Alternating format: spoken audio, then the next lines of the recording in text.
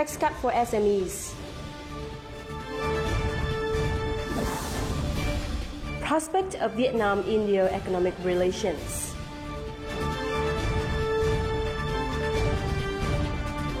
Hello and welcome to this edition of BizLine brought to you by VTV International. You're with me, Lina Pham. And as usual, we'll start our show by reviewing the economic highlights during the past week.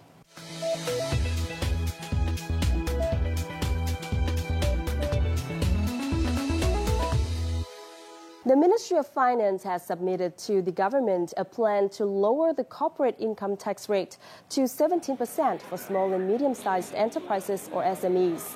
Despite their small scale of operation, SMEs create jobs and contribute to economic development, but are the most vulnerable to market variations. The Vietnam Association of Foreign Invested Enterprises welcomed the Ministry of Finance suggestion on tax reduction and said the decrease in state budget revenue would be offset by indirect taxes and personal income tax because enterprises would use their savings for reinvestment. The association has also suggested that the government should not only offer CIT and PIT incentives, but also other preferences to help SMEs cut costs to optimize profits. The Ministry of Industry and Trade is drafting an action plan for lowering logistics costs to 18% of the country's gross domestic product by 2020. Logistic costs currently account for about 20 to 25% of GDP, compared with average rates of 7 to 10% in developed countries. According to the ministry, reducing logistic costs will help stop wasting resources and enhance the competitiveness of Vietnamese economy amid rapid international integration. The logistics services industry will contribute 5% of the GDP and have a growth rate of 15 to 20% per year by 2020, according to the draft. Improving logistic infrastructure and the capacity of logistic firms is essential as local logistic firms are struggling to compete with foreign arrivals. Foreign direct investment, or FDI, has proven to be a driving force for national economic growth this year, which has seen the biggest ever increase in disbursement. By the end of last month, Vietnam had attracted nearly $13 billion in foreign direct investment, a year-on-year increase of 47%. The Foreign Investment Agency under the Ministry of Planning and Investment reported that Hai Phong was the largest attraction to foreign direct investment in the first 8 months of the year, followed by Hanoi, Dong Nai, and Bình Dương. Statistics from the Ministry of Planning and Investment showed that FDI companies contribute about 20% of the total state budget and 20% to national GDP.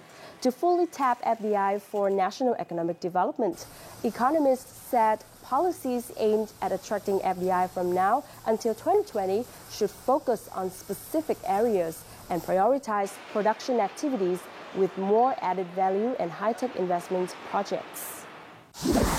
Trade surplus in August reached $200 million, increasing the total trade surplus in the 8 months of 2016 to $2.45 billion, according to the General Statistics Office. The total export turnover from January to August was reported to be over $112 billion. Some key export products included mobile phones and components, textiles, electronic devices, and computers. Meanwhile, import turnover reached over $109 billion, a slight decrease compared with the same period last year. The FDI sector had a trade surplus of over $15 billion, while domestic firm has a deficit of over $12 billion.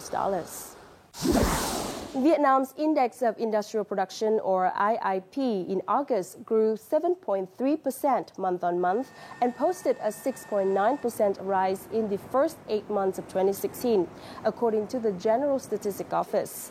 This is lower than the 9.8% rate recorded in the same period last year due to a continuous downturn of production in the mining, processing, and manufacturing industries. Meanwhile, a surge of 16.9% was seen in the IIP of the heavy metals industry, followed by the textile industry with 15.5%, engined vehicle production with 15.3%, and electronic, computer, and optical products with 14.1%. The General Statistics Office also reported that the central province of Guangnam posted the highest IIP rise at 32.2%. Also, according to the General Statistics Office, over 18,700 businesses have resumed operations since the beginning of this year. The figure is up 65% compared with the same period last year. In August alone, businesses resuming operation was up 11% month-on-month, reaching over 2,000 businesses. In addition, over 9,200 enterprises have been newly established, with a total registered capital of about $3.6 billion. Both the number of newly established enterprises and total registered capital sharply increased compared with the same period last year, indicating the optimism of investors. Real estate, mining, and information technology are among sectors with a rising number of newly established businesses. Seafood exports inched up 4.1% to $4.3 billion so far this year, the Ministry of Agriculture and Rural Development reported. The U.S., Japan, China, and South Korea remained the largest consumers of Vietnam aquatic products, with 53.4% of market shares for the period. Markets seeing high export growth included China, the U.S., Thailand, and the Netherlands. Meanwhile, aquatic imports in August were estimated at $108 million, bringing the total import value in the 8 months to $691 million, down 3.9% compared to the same period last year. Domestic catfish sales in August were very slow, despite prices hitting a 5-year record low. However, the price of shrimp in Cà Mau province increased slightly due to limited supply. Vietnam has become one of the world's most popular destinations for expats, according to the 2016 Expat Insider Survey by Internations Community, the largest international community for people who live and work abroad. There were changes in the positions of Asian countries. Vietnam ranked 11th among 67 surveyed countries and territories, a big jump from its last year's position at 35. 14,000 respondents from 191 countries and territories were asked in the surveys this year to assess the quality of life in their home countries and the place they are living. East Asian island Taiwan of China makes the run for the most popular destination for expatriates, beating last year's favorites Malta, Ecuador, and Mexico. We have just reviewed some of the economic highlights during the past week. Up next, let's talk about the prospect of Vietnam-India's trade and investment relations in our crosstalk.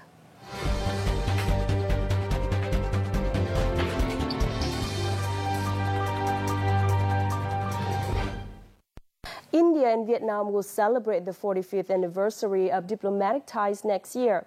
For the past few decades, the two countries' economic relations have gone from strength to strength, with two-way trade turnover hitting $5.13 billion last year.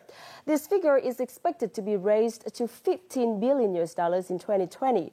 This target is considered achievable thanks to both sides' efforts, especially the current visit to Vietnam by India Prime Minister Narendra Modi. In today's Crosstalk, we'll review Vietnam and India's trade and investment ties and discuss the prospects of economic cooperation for the two countries. Thank you, Ambassador Harish and Mr. Indranil Sengupta for joining us. But before we start our discussion, we will take a look at a clip to review Vietnam and India economic trade relations. Vietnam and India established diplomatic relations in 1972. Since then, India's relations with Vietnam have been marked by growing economic and commercial engagement.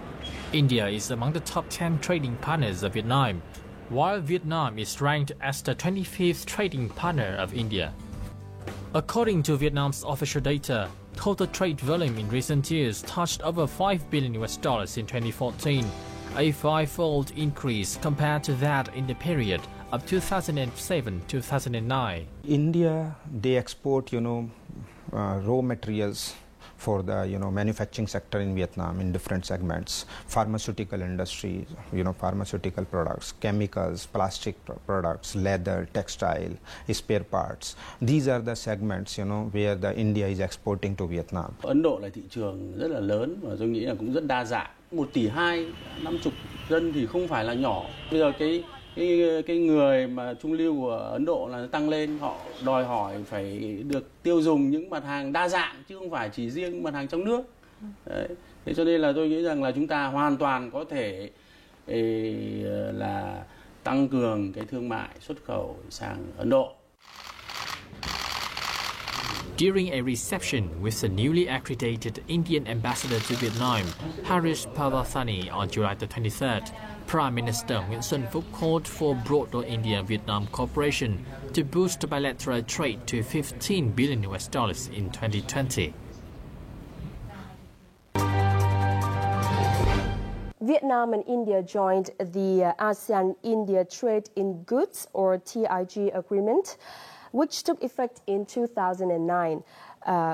Ambassador Harish, could you provide some assessment about Vietnam-India trade relations since then? The mission of Vietnam as a market economy in 2009 and the signing and entry into force of the India-ASEAN Free Trade Agreement in goods have been a great impetus for the bilateral trade.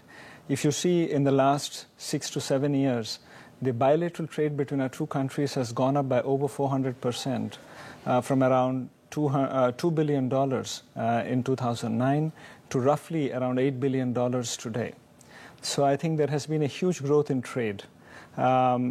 Likewise, there has been a strong interest in mutual investments. I think both Vietnam and India have grown at a tremendous rate in the last few years. It has been very strong, and the future looks very bright. Mm-hmm. Ambassador, which are the top products that are traded between Vietnam and India? I think as far as Indian exports to Vietnam are concerned, machinery, pharmaceuticals, seafood, and garments, textiles and cotton are major items of our exports. There are a lot of service exports too in the field of information technology, in the field of software. As far as Vietnam's exports to India are concerned, mobile phones and accessories, computer peripherals and computer parts, and metal and ores are important components of Vietnam's exports to India. Mr. Indranil Sengupta, as a prominent company operating in Vietnam, how does your company get involved in the trade activities between Vietnam and India? Primarily we have chosen Vietnam for investment, but at the same time, because of the trade opportunities, we have started in a very humble way, but we are expanding. Our main trade export between India and Vietnam is watches for Tatas, the Titan watches, which is doing pretty well. We have sold around 150,000 watches last year. Then we are doing steel, but we are doing both export as well as import to Vietnam. And some agrochemicals like pesticides. But in future, in fact, the next 1 year, what we are going to do and what you'll see, which will be a significant increase over the previous years, we'll do more of the solar panels, and we will start our automobiles from India, both assembled as well as kits, which will be assembled here and sold in Vietnamese market. In fact, you'll be happy to know next Friday, which is 9th September, we are going to launch the vehicles made from India. Vietnam and India set bilateral trade turnover of $15 billion by 2020. Mm-hmm. So how do you think the two countries can do? It's a challenging task, but one which both countries are determined to achieve. I think the focus is on expanding our current areas of economic engagement and trade and looking for new areas. We believe there are a lot of synergies in our textile sector, a lot of synergies in our leather and leather export sector for both countries.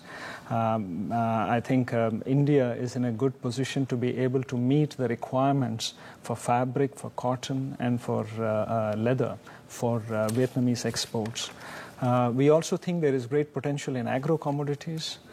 We look at the renewable energy sector, for example, where our Prime Minister's commitment to have 175 gigawatts of renewable energy by 2022 means almost 100 gigawatts of solar and 60 gigawatts of wind energy.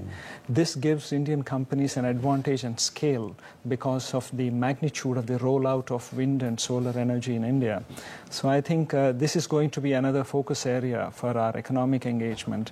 And that is where companies like Tata, who are already present here, and many other Indian companies too. We think there is great potential even in oil and gas. We have Indian companies that have been in Vietnam, such as the ONGC Videsh Limited, which has been here for almost 28 years. Yeah, there are a few areas which I think can be expanded much more. One is the marine products, electrical goods. So some of the companies like Leoa and all are very competitive globally and good quality. So I know some of these companies are looking very seriously into India to export from Vietnam the electrical goods into India. And India is a huge market, and especially our power accessories. I mean, all the transformers, wires and all, it's growing like crazy. And to add to that, I think if Vietnamese companies have a base in India to manufacture, if they produce these goods in India, I think their ability to cater to the requirements of the Indian market is that much better. This is a 100% Indian invested tea processor. In 2009, when it first started operation, the company's export value reached $5.5 million. However, this figure increased to $18 million after 6 years, making it a prominent success story of Indian investment in Vietnam. We have a lot of people meeting, business people meeting, and I find everyone is very happy with the attitude of the people here. They are happy with the way they are working hard, the government. There are no hindrance from various departments. Everyone is trying to help the investors to have a good sailing in Vietnam. Em làm việc đến hiện giờ là năm thứ 3, thu nhập thì bình quân hàng tháng là 5 triệu một tháng. Mức thu nhập này thì ổn định so với để lo cho cuộc sống của bản thân, gia đình. According to Indian Chamber of Commerce in Vietnam, there are currently 132 Indian invested projects with a total registered capital of about $1 billion, including through third countries. Indian companies are investing in mineral exploration and processing, IT, agricultural processing, and sugar. You see, Vietnam-India potential, I can tell you that it is not even started. There is a amount of presence of India in Vietnam, but the potential is tremendous. So slowly things are getting better, and now investment is increasing. Vietnam is one of the destination which Indian companies should seriously look, because this connect us to the ASEAN region, and this is a big market for Indian companies. If you set up the base here, definitely there is an advantage, because ASEAN, they have the free trade agreement. Ambassador, the number of Indian businesses entering Vietnam has increased over years. So how do you think about this trend, and could you give us a deeper analysis? If you look at it, Vietnam has emerged as an important investment destination for FDI globally. I think the fact that Vietnam is a part of important free trade agreements in the area, not just within ASEAN, but also as part of the TPP and the Vietnam-European Union Free Trade Agreement, makes it an ideal destination for investments because a business that has a presence in Vietnam is able to leverage these free trade agreements and export to these markets, to these huge markets. And for India, I think a lot of Indian companies look at the Vietnamese market not just from this perspective, but also the fact that they're already there in sectors where they feel they can really bring scale and value when they enter Vietnam. Sectors such as textile, automobiles, or even renewable energy. And Mr. Sengupta, as a prominent Indian company operating in Vietnam, why do you think the Vietnamese market is so attractive? I think first of all, the consumption, consumption in Vietnam per capita is quite attractive, and it's very upwardly mobile consumption behavior. Secondly, the demographics. The demographics has two impact. One is on the consumption itself, the consumer behavior itself, and secondly, the skill set availability. When we are putting up an investment, we want the local population to run the business or to run the factory, and that is only possible when you have a skill set available. And because of the demographics of Vietnam, where the young workforce is very young, they're very eager to learn, and hence it is very, very easy for us to set up something. For example, our steel plant in China has only one expat. Rest out of 209 people, only one expat. 208 are local Vietnamese employees. That's another thing. And thirdly, there are most of the policies of the government of Vietnam are quite investor friendly and very progressive looking. Those are very convenient for SME sectors. You just can like a plug and play. You just bring in your whole setup and you just start from day one. What are the biggest obstacles that Indian businesses have encountered so far in Vietnam? I think it's not only for Indian investors. I think for all foreign investors, whenever they go to a new country, there are certain challenges for sure. I mean, it's not only in Vietnam. The challenges in Vietnam are typical of any developing country. It may be Vietnam, it may be India or somewhere else. Now, we had a long journey. We could not succeed in one project before. How have you dealt with this? Still, we kept the perseverance to embark on the second project, which is also quite big, and that has been going well so far. And we want to see it as a successful completion, and that will, as Ambassador Harris explained, it will motivate or encourage other Indian investors to come in. But the key to, there will be challenges for sure, but that doesn't mean we give up. And the belief that as starters we had this belief that Vietnam is a place to invest. There are fundamentally certain good things and right things about Vietnam. And okay, we had failures, but we also had successes. Mm-hmm. How do you assess the investment environment in Vietnam? I think as Indranil just said, the government has really made the business environment very attractive. For Indian businesses, from our perspective, I think the success of an Indian company to be able to bring a project, an investment project to conclusion has a telling impact on the behavior of other Indian businesses and industries. So for example, like in the case of the Tatas, they have had one project which did not come to a conclusion, and we look forward now to the successful conclusion of their current investment project, which is that of Tata Power in Long Phu, a 1320 megawatt thermal power plant. So I think the success of one project, of a large investment project such as theirs, will give greater confidence to other investors that Vietnam indeed would be a very good investment choice for them. What are your recommendations for the Vietnamese government to improve the legal framework to protect the rights of investors, Indian investors in Vietnam? I think from our side, we are seeking facilitation from the government of Vietnam so that large investments can reach conclusion, and this is important, so that it has a demonstration effect on other businesses and investors. I think it's important that we take a few key investment projects, bring them to conclusion, and be able to demonstrate that here it has reached a successful outcome. That will give confidence to a lot of other investors. What do you think? I completely sort of echo Ambassador's, we're not asking for something special. One of the things which may be required is a little bit of speed, speed in decision making. That may be, and this is only for the big investors. I think for SME, it's pretty much okay, and things gets implemented quickly. But in a bigger investment where there's a lot of interface with many agencies, the speed can be increased. That's something, speed of decision making. That's something probably would help not only Indian investors but all the foreign investors, who are interested or looks Vietnam in a very positive way.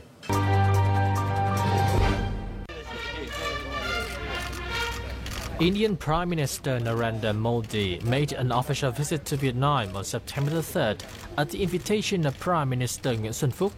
This is the first visit of Indian Prime Minister to Vietnam after 15 years. This is an important visit when the two countries are heading to the 45th anniversary of the establishment of our diplomatic ties and 10 years of strategic partnership. At the meeting, Prime Minister Nguyễn Xuân Phúc and his Indian counterpart Narendra Modi have shared the solutions which aim at further strengthening strategic ties, including trade and investment.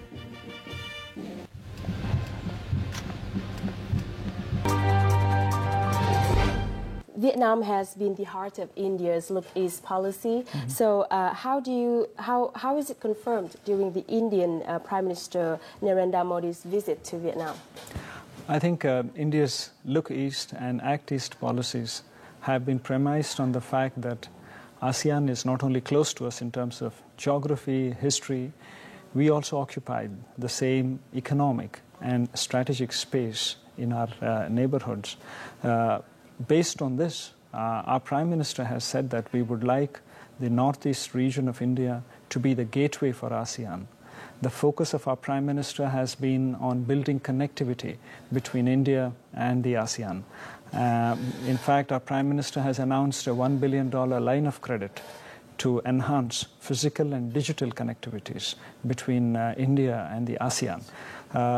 Right now, we are in a good position because Vietnam is also the coordinating country for the India-ASEAN relationship for the period 2015 to 2018.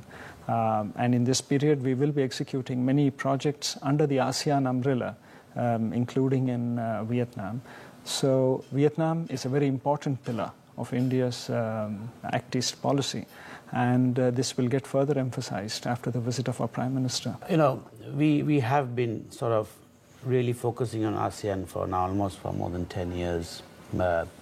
And we have done, for example, Tatas, we have done, as you know, in Singapore and Thailand and Malaysia and Indonesia we have done. Vietnam we made a beginning, and we hope to sort of have a space in ASEAN more significant than the other ASEAN countries. After the visit by Indian Prime Minister, how do you expect Indian businesses to be supported further to operate in Vietnam? This visit is a very significant visit. This is a visit a bilateral visit by an Indian Prime Minister after 15 years. So with such strong commitment from the government of India, I'm sure there will be a reciprocal commitment from government of Vietnam, and after the visit, I believe there will be much more interest from Indian companies to do more business with Vietnam, and vice versa, Vietnamese companies to do more with business in India. Ambassador, how are trade and investment relations emphasized during this visit? I think both countries have taken a strategic decision during the visit of Prime Minister Zung to India in 2014. So I think since then we have identified important sectors for increasing our trade. Our businesses are geared up to look at investments in each other countries. And I think after the visit, you will see a further impetus from governments in facilitating businesses and investments. I think you could even see, governments extending concessional credit where required to encourage investments or businesses. You will also see both governments encouraging a greater interaction. We just had a visit of our defense minister in June, and there was a large delegation of Indian companies from the defense business sector. And we are looking forward to a significant CEO delegation from the Confederation of Indian Industry, which will visit Vietnam in November, is to give a clear signal to businesses and the industry that economic engagement is a key focus area for the leaderships of both of our countries. Thank you, Ambassador Harish and Mr. Indranil Sengupta for joining us. Thank you, Madam. The ASEAN-India Agreement for Trade in Goods was one of the momentum that boosted trade and investment between Vietnam and India. Vietnam is poised to play a greater role in facilitating India's Look East policy, both as a strategic partner and as the ASEAN country coordinator for relations with India in 2015. Meanwhile, India offers a potential consumption market for Vietnamese goods. Two-way trade and investment, therefore, are expected to take off in the near future. And that also wraps up this episode of BizLine. Thank you very much for watching. You can always rewatch our program at vtv4.vn or youtube.com/vtv4go. From our team here in Hanoi, until next time.